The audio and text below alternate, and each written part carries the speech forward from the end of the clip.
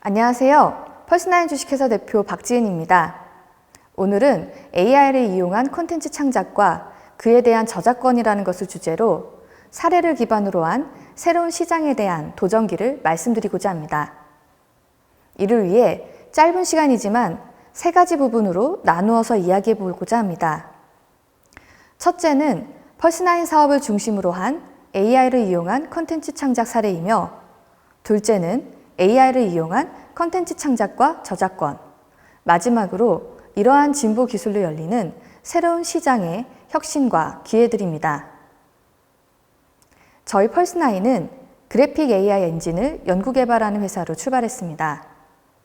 그리고 올해 3월, 실존하지 않은 인물의 얼굴을 리얼하게 디자인하는 당사의 딥 리얼 AI 기술을 통해 특별한 걸그룹을 탄생시켰습니다. 이들은 세계 최초라 불리우는 버추얼 K-팝 걸그룹 이터니티로 당사 펄스나인에서 기획하고 개발해서 키우고 있습니다.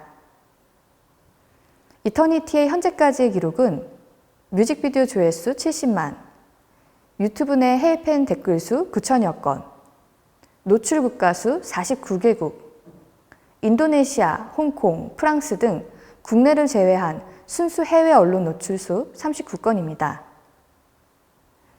그리고 왼쪽에 보시는 헤드라인처럼 국내 언론에도 많은 소개가 되었는데요. 사실 저희 걸그룹 이터니티는 해외에서 받는 평가가 더 크다고 할 수 있겠습니다.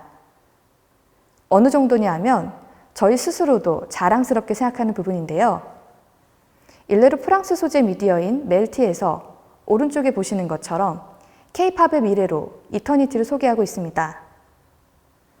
자그마치 BTS, 블랙핑크, 세븐틴, 있지 등 기라성 같은 K-팝 스타들을 나열하며 저희 이터니티 사례를 함께 언급했습니다.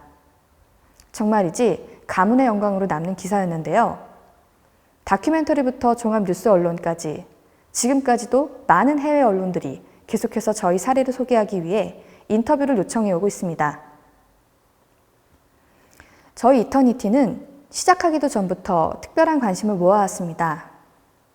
바로 작년 8월 말 국내에서 AI 심쿵 챌린지로 불리웠던 이벤트를 통해서였는데요. 당사의 딥리얼 AI로 만든 미소년 101명, 미소녀 101명, 총 200인명의 가상인물을 이상형 월드컵을 통해 국내 네티즌들에게 선보인 것이었습니다. 이는 국내외적으로도 최초로 있었던 시도고 온라인을 통해 순식간에 바이럴되었고요. 실시간 뉴스 트렌드 6위까지 올라갔던 인기 있던 캠페인이었습니다.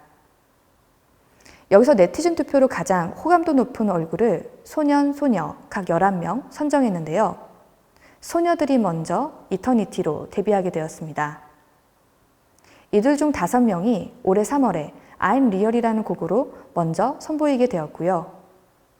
이들은 완성형이 아닌 성장형 아이돌로서 글로벌 K-팝 팬들과 함께 소통하고 성장하며 열린 이야기를 함께 만들어갈 것입니다.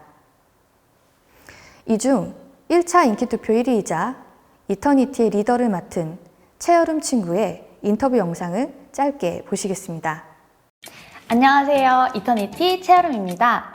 이터니티의 리더를 맡고 있어서 그런지 다른 친구들이 없어서 좀 허전하네요. 그래서인지 혼자 카메라 앞에 서는 게 떨리지만 여러분들을 생각하며 열심히 인터뷰에 임하겠습니다. 2000년 8월 10일 여름에 태어난 채여름입니다. 팬 여러분들도 여름하면 저를 먼저 떠올려 주셨으면 좋겠네요. 제 혈액형은 B형입니다. 저는 이터니티의 리더와 메인 보컬을 맡고 있습니다. 저는 사람들을 이끄는 걸 좋아해서 리더 역할이 잘 맞는 것 같아요. 그리고 메인 보컬이기 때문에 제가 가창력을 보여드릴 수 있는 날이 오길 기다리고 있어요. 제가 이터니티 데뷔 전에는 사계라는 인디밴드의 기타리스트였는데 그때 나온 곡이 첫사랑이라는 곡이었어요. 그래서인지 팬 여러분들이 여름 첫사랑이라는 별명을 지어주셨어요.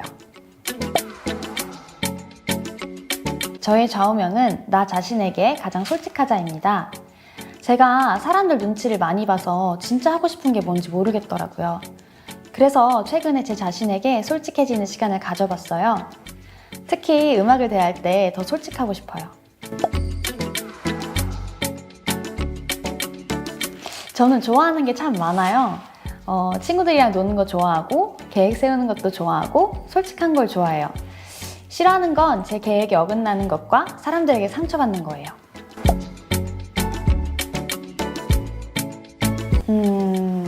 팀 내 실세요? 저희 이터니티는 다 모두의 말을 잘 듣고 배려하기 때문에 없다고 생각해요. 닮고 싶은 멤버는 서아입니다.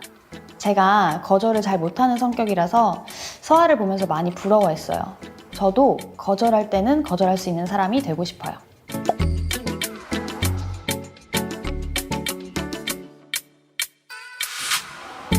제가 곡을 쓸 때 중요하게 생각하는 부분은 공감이에요. 노래를 듣는 사람에게 위로를 주고 싶기 때문에 공감할 수 있는 주제로 곡을 쓰고 있어요. 또 여러분이 제 곡을 들을 때 행복하셨으면 좋겠어요. 그게 저에게 있어 가장 가치 있는 일이거든요.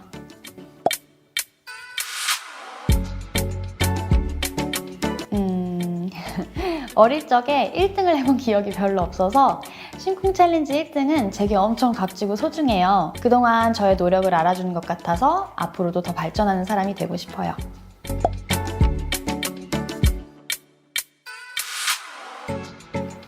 정말 사랑하는 팬 여러분들, 저희가 데뷔할 수 있었던 건 다 여러분들 덕분이에요. 그래서 여러분에게 정말 감사하고 사랑한다는 말밖에는 나오지 않네요. 오늘도 저 영상을 찾아봐 주셔서 감사하고 더 좋은 모습으로 돌아올 테니까요. 기대 많이 해주시고 공백 기간에도 저희 잊지 말고 기다려주세요. 여러분 사랑해요. 당사의 딥리얼 AI 기술을 한번 소개해 드리겠습니다. 이 기술은 가상인물을 디자인하는 기술을 중심으로 그를 응용한 멀티미디어 콘텐츠를 자동화 제작하는 서비스를 하고 있습니다. 버추얼 세상에 리얼한 아름다움을 더하다라는 비전을 가지고 가상인물 콘텐츠 제작에 저작비 절감과 버추얼 캐릭터에 대한 상품성을 제고하고 있습니다. 기존의 수공예에 가깝던 실사형 인물 제작 시장에 인공지능 이미징 기술을 도입해 커스텀 디자인을 자동화하며 캐릭터 라이센싱까지 가능한 높은 품질로 기술이 개발되고 있습니다. 이미지를 처리하는 인공지능 모델은 분류, 탐지, 예측 등 다양한 태스크를 담당하는데요. 그중 펄스9의 딥리얼 AI는 이미지를 리얼하게 생성하고 합성하는 것을 주요 태스크로 삼고 있습니다.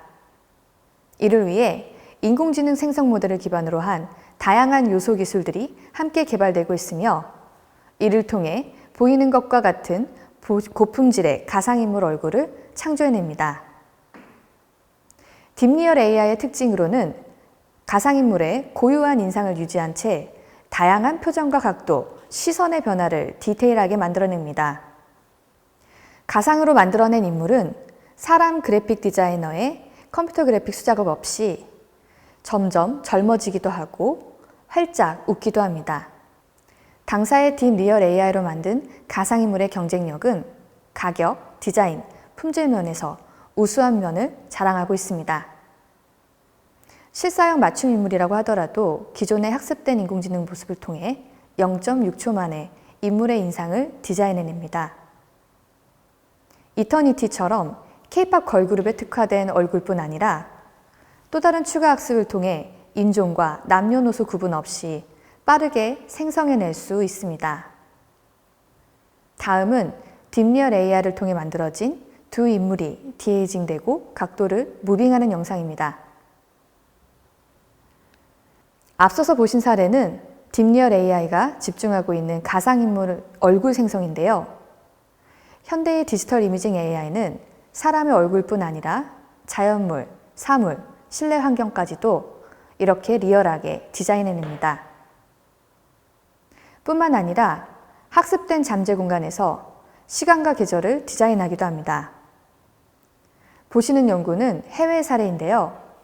시간을 학습한 인공지능 모델이 낮에 찍은 사진을 별과 달이 뜬 밤 사진으로 바꾸기도 하는 예시입니다.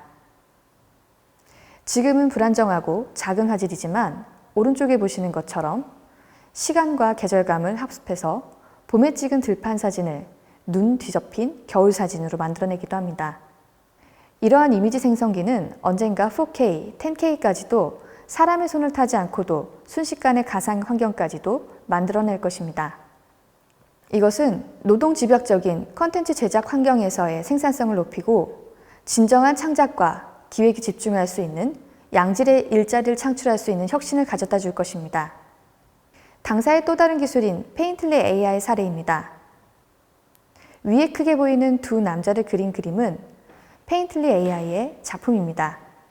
그려낼 대상에 사진을 표현할 기법을 그림으로 주면 이 둘을 가지고 합성을 해서 3분 만에 이런 결과물을 만들어냅니다.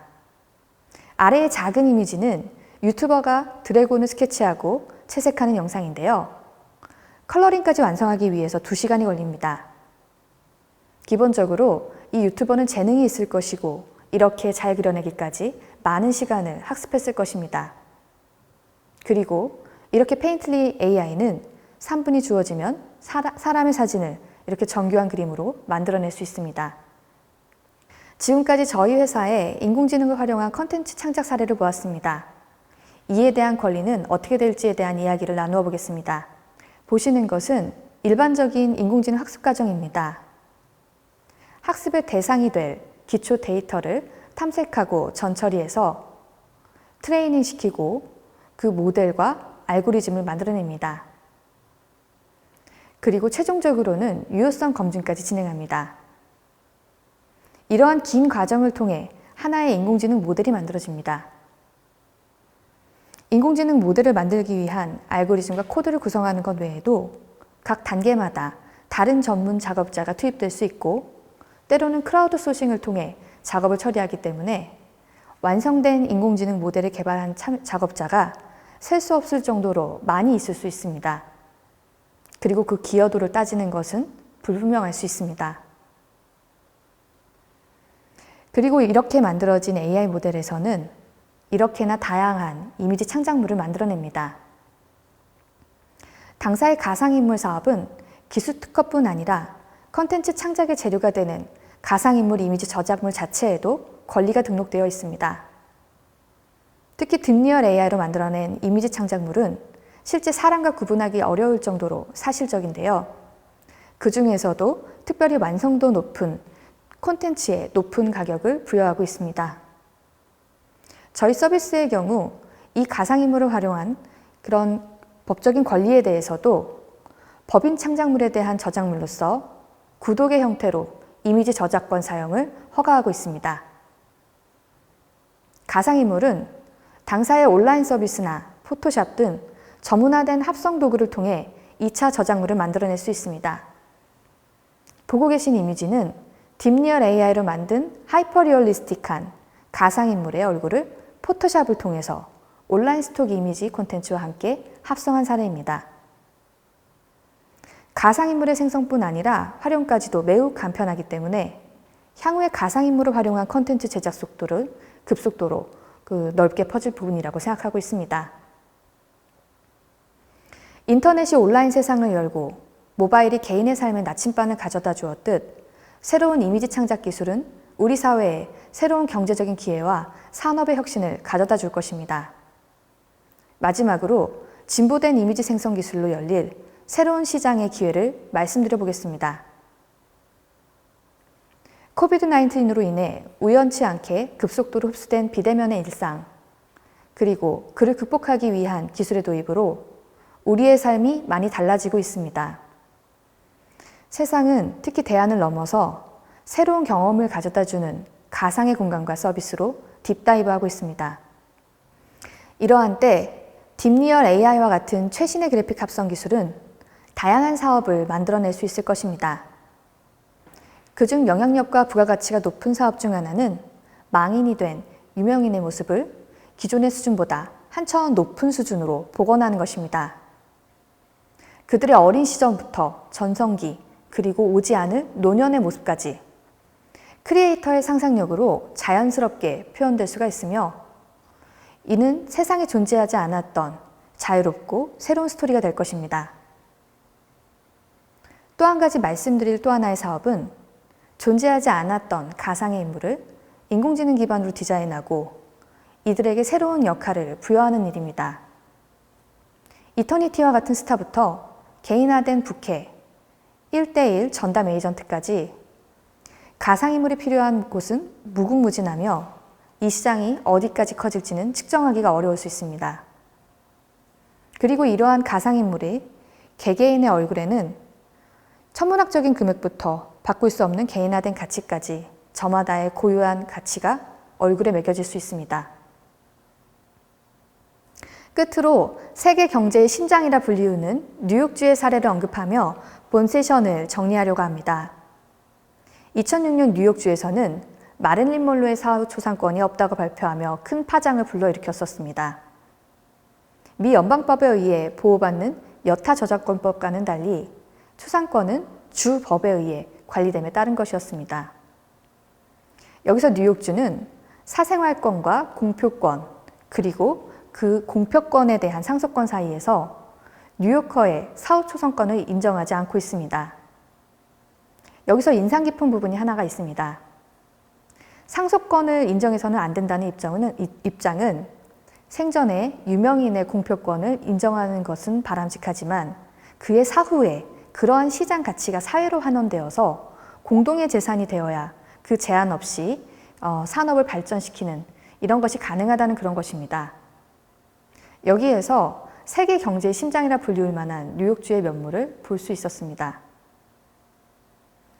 여러 기술의 발전으로 콘텐츠 시장의 또 다른 기회와 도전을 전 세계적으로 만들어 나가고 있는 이때에 국내 저작권법이 시장의 혁신을 돕기를 바라면서 저의 발표를 이상으로 마치겠습니다. 경청해 주셔서 감사합니다.